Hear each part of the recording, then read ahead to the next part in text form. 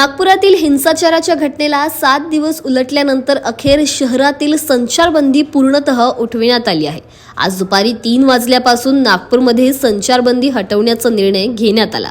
नागपूरचे पोलीस आयुक्त doctor Ravindra single यांनी तहसील, कोतवाली, गणेशपेठ आणि यशोधरा नगर या 4 पोलीस ठाण्यांच्या हद्दीत लागू असलेली संचारबंदी हटविण्याचे निर्देश दिले।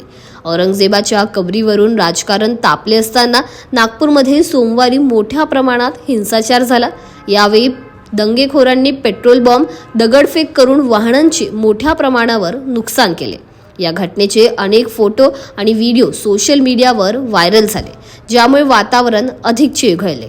पोलिसांनी तातडीने कारवाई करत अनेकांना ताब्यात घेतले आणि सुरक्षेसाठी शहरातील संवेदनशील परिसरात संचारबंदी लागू केली।